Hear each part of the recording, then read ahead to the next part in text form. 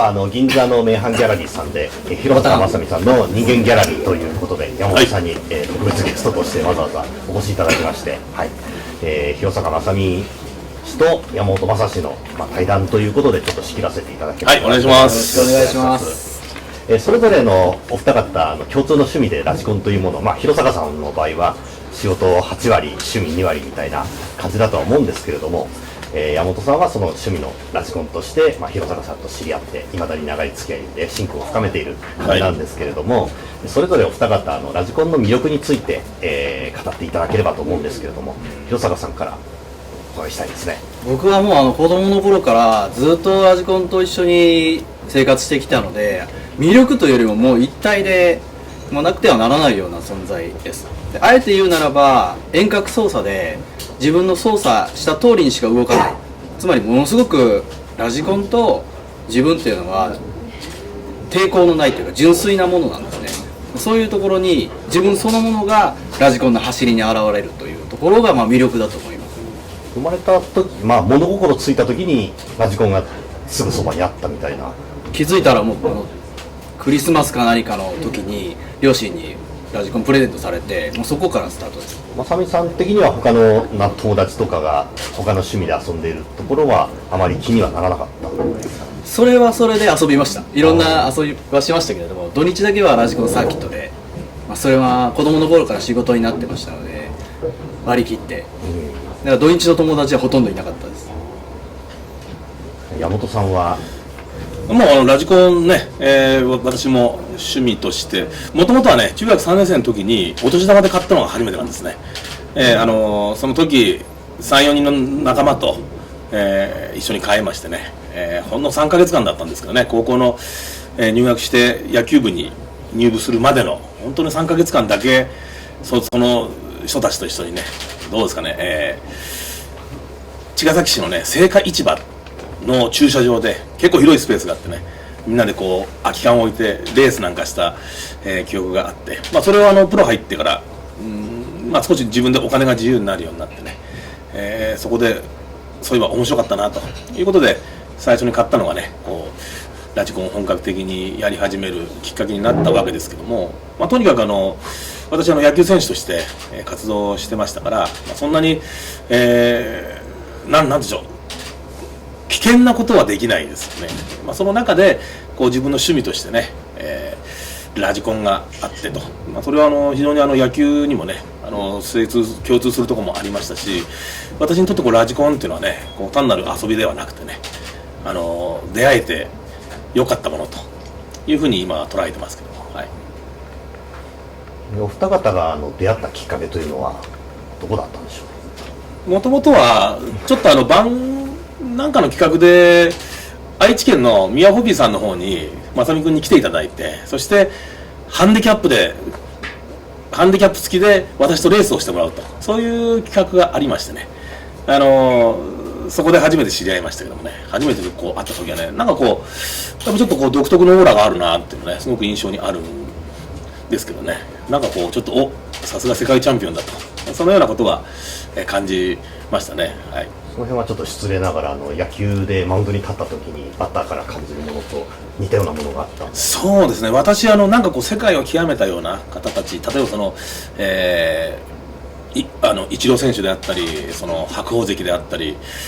吉田沙保里さんであったりと、そういう方もすごくね同じようなオーラを持ってらっしゃるんでね、その彼を初めて見た時にそういうものを、でも一番最初に感じたのは彼なんですよ、そういうオーラをね。その後にイチロー選手であったり白鵬関であったり、吉田沙保里さんであったりとね、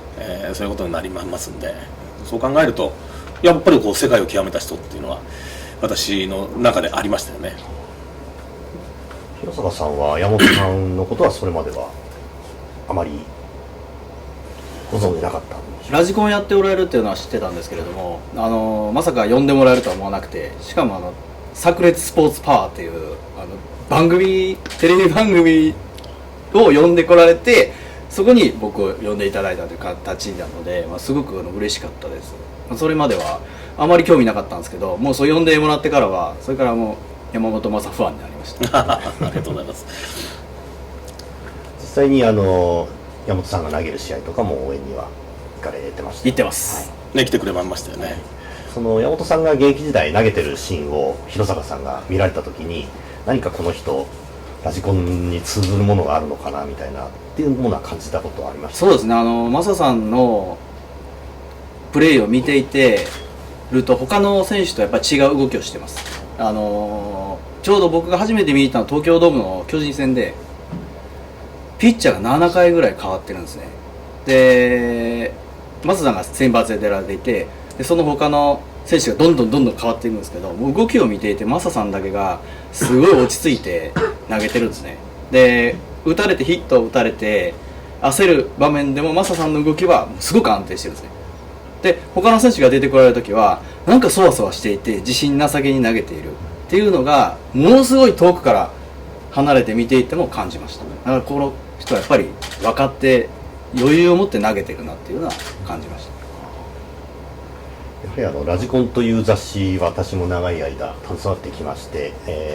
やはり読者の対象としましてはレースの結果だったり、あるいはその車の仕様セッティングとかそういうところに目が行きがちなんですけれども、僕個人としてはかなりその競技自体競技性の強い趣味であるなという意識とともに、非常に車のセッティングとかそういうもの以上に人間のメンタルが勝負にかなり影響する、一つのモータースポーツの一種だなということを常々思っているんですけれども、お互いそれぞれやはり頂点を極めたお二方、ジャンルは違いどもなんですけれども、その人よりも高い精神力、集中力を保つ秘訣みたいなものっていうのは普段、心がけているものってあるんでしょうか。どうですかね。まず私現役時代はね、非常に緊張する場面に立ち会いますけども、その何がなってたらこうなったらダメだとか、こういう時はダメだっていうのは何回も経験してると分かりますので、私はすごい緊張する方なんですね。これはもうラジコンでもそうだったんです。例えば全日本選手権も何回かね参加させてもらいましたけども、とにかく試合前でも足が震えてたり、そういうことがあるんですけども、なぜかしらその場に立つと僕ね、手が震えないんですよ。ラジコンでも足は震えるんですけども手が震えないので、あんまり決勝レースとか大事なところでね大きなミスはしたことがない、そういう面でね野球で培ってきたものがそのラジコンに非常に、いい方に出たなと。あとはやっぱりラジコンでも野球でもそうなんですけどね、そういう場にやりきって立ち向かうっていうんですかね、その場に向かうのにやはりやり残したことがあると不安となって、それがやっぱり結果につながってしまうんでね、しっかりやりましたと、やりきりましたっていう気持ちでマウンドに上がったり、例えばラジコンの総時代に上がる、そういうことは意識しながら、全日本選手権なんかはもうしっかり準備してね、立ち向かうようにはしてましたよね。広坂さんは。僕はマサさんから教えてもらったことは2つありまして、1つは試合を見ているとピッチャーにかかってくるプレッシャーっていうのが多分一番だと思うんですね、9人の中で。それで自分が発信元ですよね、球を投げてそこからスタートしますよね。ですのでプレッシャーってものすごいと思うんですね。一球間違えたらそれで終わってしまう、全部が終わってしまう、ものすごいプレッシャーの中でたった一人真ん中で投げる、もう本当に試合を見てこれ大変だなと思いました。それでマサさんに素人っぽく緊張しませんかって聞いてみたら、やっぱもう本当にマウンドに立ってると地響きがするんですって。自分がマウンドに立ってる時は相手が打ってる時なんで相手の応援ですよね、全員。だから地響きがするぐらいマウンドに相手の応援が伝わってくる。だからすごく緊張するんだけれども、マウンドまで行ってしまえば意外となんとかなると。で自分が普段出ない力が出るって言ってもらったのと、それから調子どうですか、勝てそうですかって試合前に聞いた時に、いや勝つ時は勝つし負ける時は負けるわっていうすっごい軽く流されたんですね。いやそれを聞いて、なるほどなるほど、そりゃそうだと思って、勝つか負けるかしかないけれど、そうやって割り切って、もう負けたら負けたらしょうがないよって割り切って試合に挑めばいいプレーができるんじゃないかなと思って、そういう精神面で試合に挑んだら結構自分の力が出し切れていい試合ができるようになりました。その弘坂さんの場合、ラジコンでやはり数々の、世界記録も含めて、日本の歴史でももう多分ずっと破られることのないような、戦績を収められてきたんですけれども、野球になんでしょうね、野球に関わる集中力とラジコンに関わる集中力って、同じ種類のものなのか、それともちょっとそこは違うのかっていうところは山本さん的にはどうでしょうか。いや、ラジコンの集中力がすごいですよ。私はね、ラジコンをやり始めてね、本格的に、その野球にすごく影響しましたし、こんなにみんな頑張ってるんだと、何のためにこの人たちこんなに頑張るんだ、そのコンマ1秒削るためにね、これだけの準備をしてこれだけ頑張る、すごく深い世界だなっていうのをまず感じましたね。野球選手ってこんな練習してるだろうかと、こんなに細かく物事を分析してるだろうか、非常にそれを疑問に思いまして、例えばセッティングをするのにね、いちいちバラバラにして面倒くさい、一回車をバラバラにしてね、もう一回セットを変えてもう一回走ってと。私なんかやり始めの頃はもう楽しくてね、電池が出来上がったらもうすぐに走りに行ってたんですけども、